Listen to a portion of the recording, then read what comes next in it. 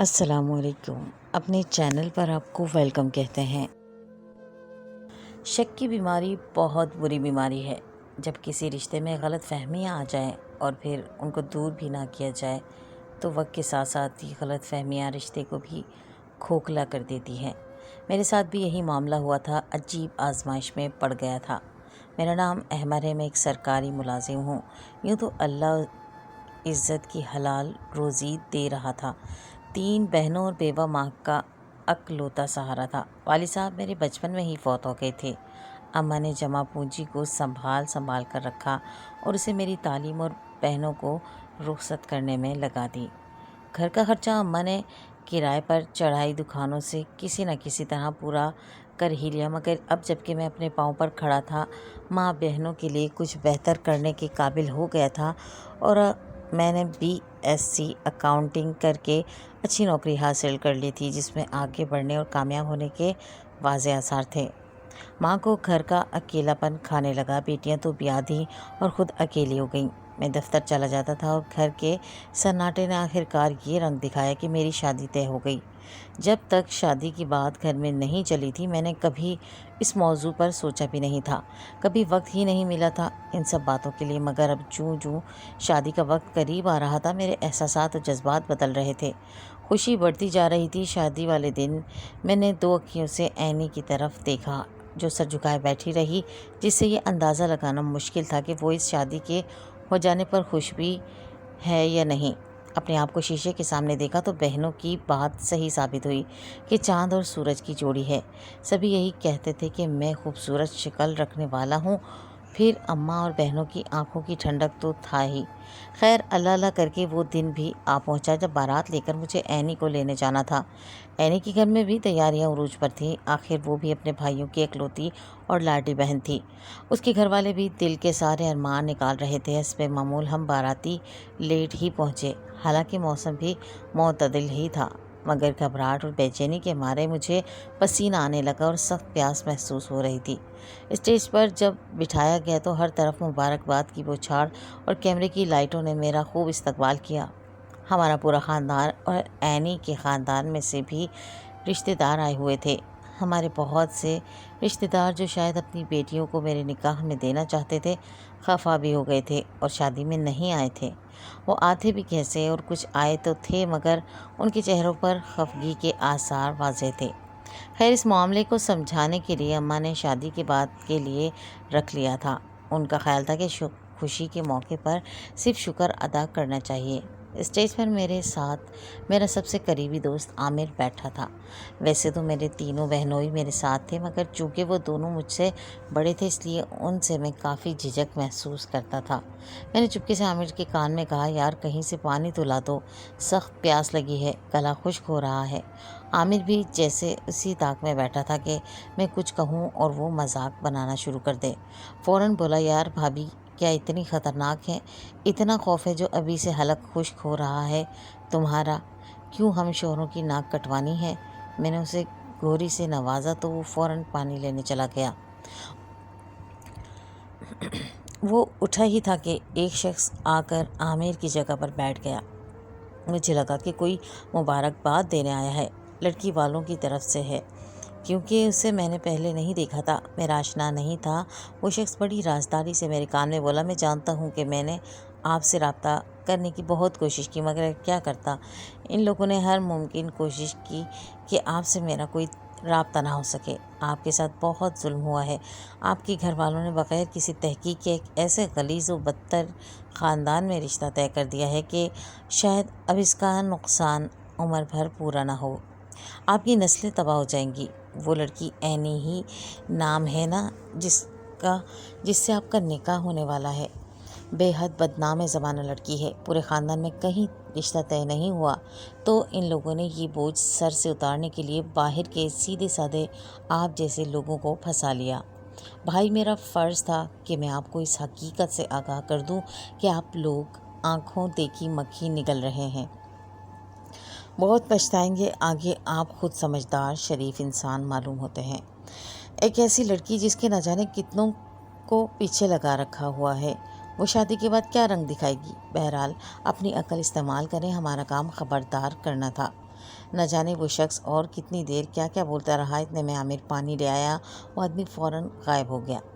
اس وقت سب کی نکاح کی تیاریوں میں مصروف تھے، کسی نے اس 2 منٹ کی کارروائی کو نوٹ ہی نہیں کیا تھا، مگر ان 2 منٹوں نے مجھے اندر سے ہلا کر رکھ دیا تھا۔ میں کچھ سوچنے پر مجبور ہو گیا تھا۔ ایک دم میری خوشی کے جذبات پر جیسے برف جم گئی تھی، دل میں ہلچل ہو رہی تھی، دماغ نے کام کرنا جیسے بند کر دیا تھا۔ میرے ذہن پر اس انجان آدمی کی باتیں ہتھوڑی کی طرح برس رہی تھیں۔ اب اینی کا چہرہ معصوم نہیں بلکہ عیار لگنے لگا تھا۔ اینی کے بھائیوں کو دیکھ کر مجھے یوں لگا جیسے انہوں نے میری معصوم سی ماں اور بہنوں کو بے وقوف بنا ڈالا ہے۔ مجھے سمجھ نہیں آ رہا تھا کہ میں کیا کروں۔ کیا نکاح کے وقت مجھے سب کے سامنے انکار کر دینا چاہیے یا پھر شادی کر کے اسے سبق سکھانا چاہیے؟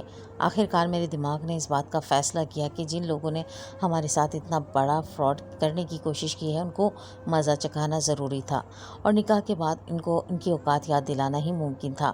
مجھے معلوم ہی نہیں کہ کیسے ساری تقریب وقوع پذیر ہوئی۔ ہاں، اتنا ضرور تھا کہ اماں اور میری بہنوں نے محسوس کر لیا تھا کہ میں حد درجہ سنجیدہ ہوں۔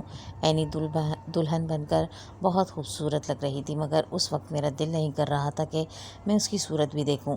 اینی کے گھر والے اس سے بڑھ کر چالاک اور ہوشیار لگ رہے تھے۔ جب اینی کے امی ابو مجھے بیٹوں کی طرح دعائیں دے رہے تھے تو وہ مجھے دنیا کے سب سے بڑے دھوکے باز انسان لگ رہے تھے۔ نہ جانے کس طرح رخصت عمل میں آئی، میں انتہائی بے دلی سے گھر کی جانب چل دیا۔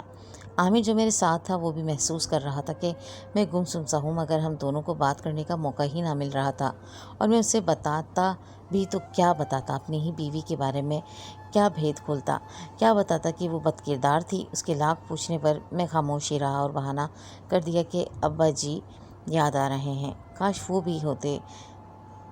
اس پر عامر بھی اداس ہو گیا، کیونکہ جب سے اس نے اپنے ابو کو کھویا تھا وہ میرے درد کو بھی سمجھنے لگا تھا۔ آخر کار تمام رسموں کے بعد وہ وقت آ ہی گیا جب مجھے اینی کا سامنا کرنا تھا۔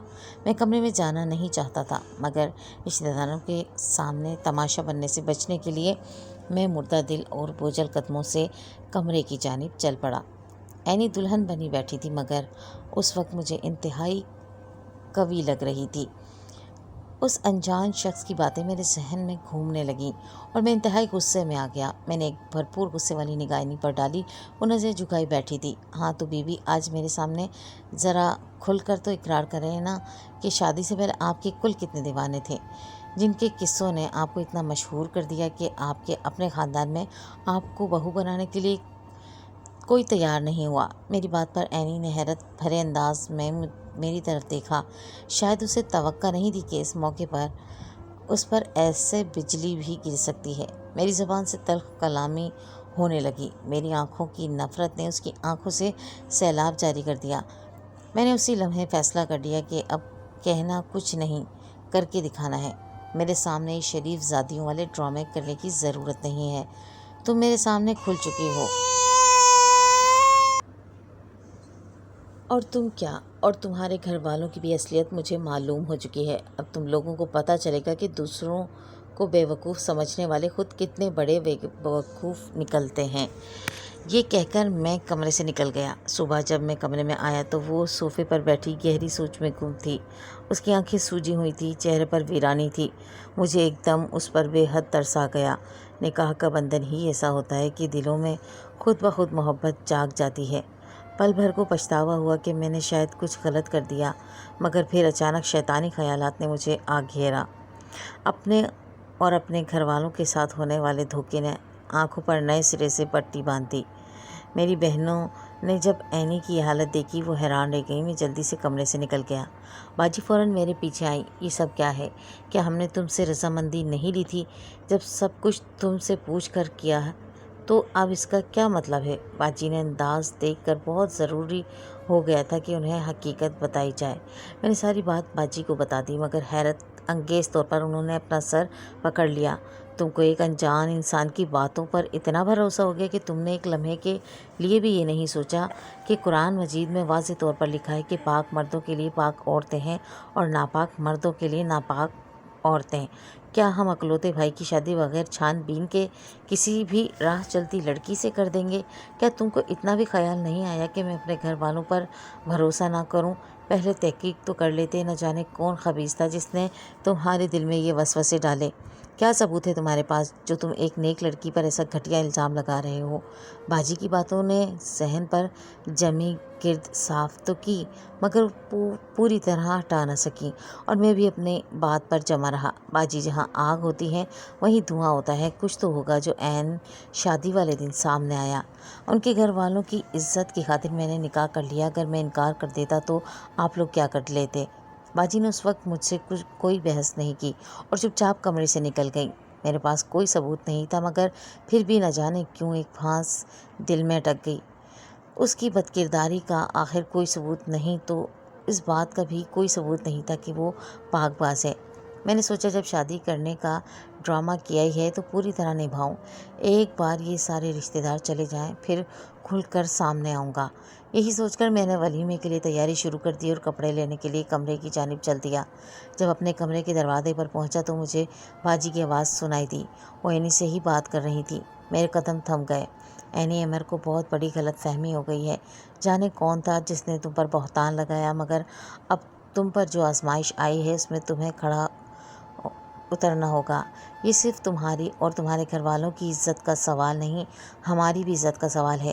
تبھی دھیمی سی آواز میں عینی بولی، باجی، امی ابو نے مجھے رخصت کر دیا ہے، اب تو میرا جینا مرنا آپ سب کے ساتھ ہے۔ میری خواہش تو یہ ہے کہ میرا آخری سفر میرے شوہر کے کندھوں پر ہو اور وہ مجھ سے راضی ہو۔ آپ مجھے بتائیں میں کیا کروں؟ میری بے گناہی کا گواہ اللہ ہے، میں تو یہ بھی نہیں جانتی کہ کس نے یہ سب کیا اور کیوں کیا۔ چلو ابھی خیر ولیمہ ہو جائے پھر اس مسئلے کا حل نکالیں گے۔ تم فی الحال اپنے گھر والوں کو کچھ نہ بتانا ورنہ وہ پریشان ہوں گے، ہم خود سب کچھ حل کر لیں گے۔ باجی نے عینی کو تسلی دی اور میں کمرے میں داخل ہو گیا اور کپڑے لے کر باہر نکل گیا۔ ولیمے میں بھی عینی بہت خوبصورت لگ رہی تھی۔ اس وقت شدت سے میرے دل میں خواہش اٹھی، کاش یہ سب جھوٹ ہو، لڑکی ویسی نہ ہو جیسا میں نے سنا ہے، مگر میرے اندر شک کا ناگ ایسا پھن پھیلا کر بیٹھ گیا تھا کہ دماغ ماؤس سا تھا۔ میرے پاس کوئی ثبوت نہیں تھا، مگر نہ جانے کیوں یقین تھا کہ جو کچھ میں نے سنا ہے اگر وہ 100% سچ نہیں، اس میں کچھ نہ کچھ سچ ضرور ہے۔ ولیمے کے بعد ایک رسم میں جب عینی اپنے گھر گئی تو میں نے جانے سے صاف انکار کر دیا۔ پتہ نہیں امی اور باجی نے کس طرح بات سنبھالی۔ عینی کے گھر والے بھانپ چکے تھے کہ کوئی مسئلہ ہے، مگر عینی نے باجی کی کہی بات پر عمل کر کے اپنے گھر والوں سے کچھ نہیں کہا۔ گھر واپس آنے کے بعد دعوتوں کا سلسلہ شروع ہوا، مگر میں نے کسی بھی دعوت میں جانے سے صاف منع کر دیا۔ اپنے خاندان والوں کو تو امی نے سنبھال لیا، مگر عینی کے خاندان والوں کو جب منع کیا گیا تو پھر عینی کی امی پہنچ گئیں۔ وہ سخت پریشان تھی، شاید بیٹی کا تھوڑا چہرہ ان پر تبھی راز کھول رہا تھا۔ آخرکار امی باجی نے یہی مناسب سمجھا کہ ساری بات کھول کر بتا دی جائے، اور انہوں نے یہی کیا۔ عینی کی امی حیران تھی کہ ایسا کون کر سکتا ہے۔ مجھے امی نے آفس فون کیا کہ میں جلدی گھر آ جاؤں۔ عینی کی امی مجھ سے بات کرنا چاہتی تھی، مگر میں ان سب کا سامنا نہیں کرنا چاہتا تھا، اس لیے معمول سے ہی گھر پہنچا۔ میں نے عینی کے ساتھ شادی کی رات کے بعد سے کوئی بات نہیں کی تھی۔ رات کو جب میں کمرے میں لوٹا تو زارا جائے نماز پر بیٹھی رو رہی تھی۔ نہ جانے کیوں کبھی کبھار میرے دل میں محبت اور ہمدردی امنڈ پڑتی، دل کرتا تھا کہ سب کچھ بھول جاؤں، نئے سرے سے شروعات کروں، مگر پھر اتنی نفرت اور غصہ امنڈ آتا کہ زارا کی ایک ایک حرکت پر یقین نہ آتا۔ اس وقت بھی عینی کو دیکھ کر میرے دل نے اسے ڈرامہ باز کا خطاب دے ڈالا، ورنہ نماز میرے گھر واپس آنے کے وقت ہی پڑھنی تھی۔ میں نے صاف صاف باجی کو کہہ دیا تھا کہ اگر یہ عورت یہاں رہنا چاہتی ہے تو گھر سے قدم باہر نہ نکالے۔ ہاں، اس کے ماں باپ بھائی آ کر مل جائیں، مگر یہ وہاں نہیں جائے گی۔ میں نہیں چاہتا تھا کہ وہ اپنے دوبارہ پرانے قصے شروع کرے۔ اس دوران عینی کے بھائیوں اور والد نے مجھ سے بات کرنے کی کوشش کی، مگر میرا دل ان سے ملنے کو تیار نہیں تھا۔ ظاہر ہے وہ اپنی بیٹی کی حمایت کرتے، میرا دل صاف کرنے کی کوشش کرتے۔ آخر ایک دن امی نے میرا راستہ روک لیا۔ بیٹا، آج تمہاری شادی کو پورا 1 مہینہ ہو گیا ہے۔ پھر اس 1 مہینے کو ہم سب نے اتنی اذیت سے گزارا ہے کہ لگتا ہے جیسے سال گزرا ہو۔ تو سوچو آگے کی زندگی کیسے گزرے گی۔ تم ایک بار بیٹھو، بات کرو، اگر تب بھی نہ مانے تو اینی کو اور خود کو اس اذیت سے آزاد کر دو۔ میں خود بھی غصے اور نفرت کا بوجھ اٹھاتے اٹھاتے تھک گیا تھا۔ آخرکار جمعے کا دن طے پایا۔ جمعے کی نماز کے دوران جب میں نے سجدے میں سر جھکایا تو اختیار دل رو پڑا۔ میرا جی بھر کر رویا اور پھر بے حد پرسکون ہو گیا۔ سب معاملات اللہ کے سپرد کر کے میں نے کھل کر حالات کا سامنا کرنے کا سوچا اور گھر پہنچ گیا۔ دوپہر کو گھر پر سب لوگ جمع تھے۔ میرے تینوں دوست بھی تھے اور عامر جو میرا جگری دوست بھی تھا، میری صورتحال سے کسی حد تک واقف بھی تھا، وہ بھی آ گیا۔ اینی کے ابو بہت سلجھے ہوئے انسان تھے۔ انہوں نے بات کا آغاز کیا، بیٹا ہمیں ایک بار بتاؤ کہ کیا ہوا تھا اور وہ شخص کون تھا جس نے تم سے یہ سب باتیں کی؟ ظاہر سی بات ہے میں اس شخص کو نہیں جانتا تھا، مگر یاد آیا کہ وہ شخص اس سادگی سے بیٹھا تھا کہ میں اسے دیکھ نہ سکوں۔ بس اس کی بات اور لہجہ تھا جو ذہن پر نقش ہو گیا تھا۔ میں نے ان سب کے سامنے ساری بات بتا دی۔ اس شخص کا پتہ چلانے کے لیے شادی کی مووی آن کی گئی، مگر دوران شادی میرے ساتھ بہت انجان لوگ آ کر بیٹھے تھے۔ کئی لوگوں نے باتیں بھی کی تھی، اسی وجہ سے سب لا حاصل رہا۔ اچانک میرے ذہن میں خیال آیا کہ میں نے عامر سے پانی مانگا تھا۔ جب عامر پانی لایا تو وہ شخص فوراً اٹھ گیا تھا۔ میں نے یہ بات بتا دی۔ یہ موقع ہمیں شادی کی مووی میں ماسٹر کاپی میں دیکھنے کو مل سکتا تھا، کیونکہ مووی کی مکسنگ میں تو ایڈیٹنگ وغیرہ کر کے غیر ضروری چیزیں نکال دی جاتی ہیں۔ جب ماسٹر کاپی میں دیکھا گیا تو وہ شخص نظر آ گیا جو عامر کے پانی لانے پر فوراً اٹھ گیا تھا۔ میں نے بھی تبھی اس کو غور سے دیکھا۔ وہ سفید داڑھی والا شخص تھا اور بار بار اپنی داڑھی پر ہاتھ پھیر رہا تھا۔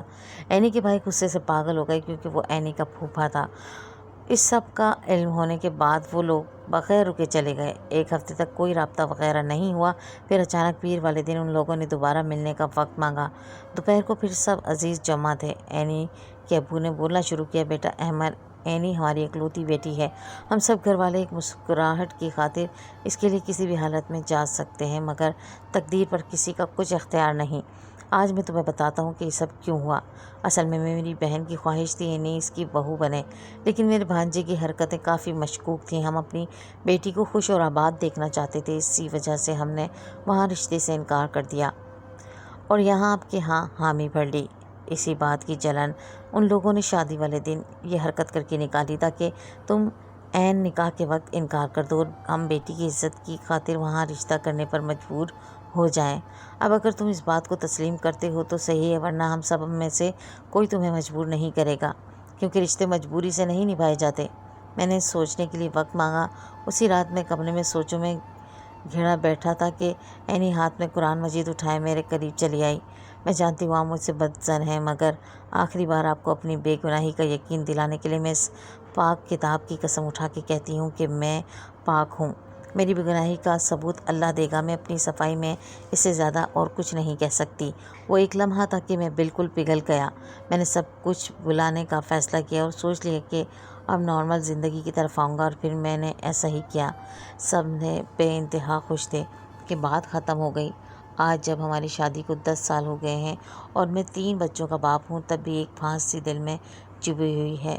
اینی بے حد اچھی بیوی ثابت ہوئی اور سب سے بڑھ کر وہ بے حد محبت کرنے والی بہو تھی، مگر میری شک کی نگاہیں اسے کتنی اذیت دیتی تھیں۔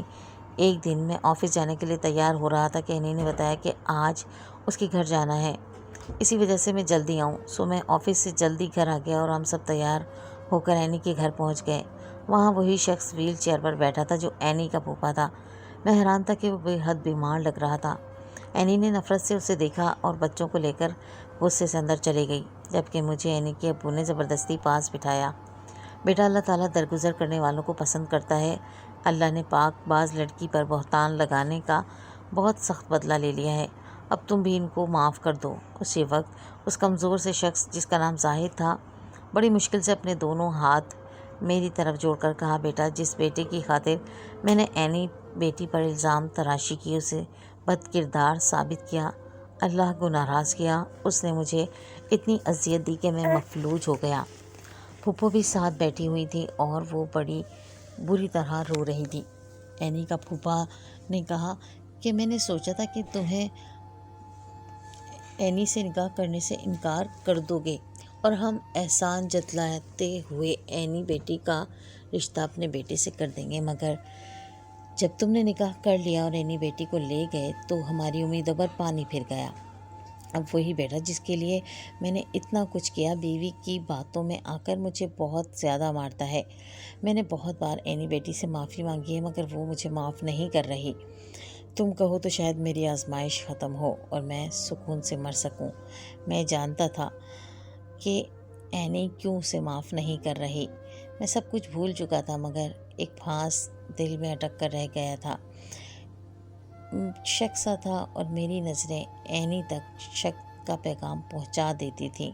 دل تو میرا بھی اس شخص کو معاف کرنے پر نہیں چاہ رہا تھا جس کی وجہ سے میں اپنی زندگی کے سب سے حسین لمحات کو شک کی آگ میں جھونکا تھا، مگر آج وہ آگ میرے دل سے نکل گئی۔ زارا نے آج تک اس شخص کو معاف نہیں کیا مگر اب وہ اسے بد دعائیں نہیں دیتی۔ میں سوچتا ہوں کہ میں اپنے آپ کو کیا سزا دوں۔ میں نے پاک باز بیوی پر شک کیا۔ ایک انجان شخص کی باتوں میں آ کر میں نے اپنی بیوی پر شک کیا۔ بدگمانی کی آگ بے شک بہت بڑی ہوتی ہے۔ اللہ پاک ہر مسلمان کو اس سے پناہ دے۔ میں ہر نماز کے بعد اللہ تعالیٰ سے معافی مانگتا ہوں۔ میں اللہ تعالیٰ سے یہی دعا کرتا ہوں، یا اللہ مجھے معاف کر دے، میں نے اپنی نیک بیوی پر شک کیا۔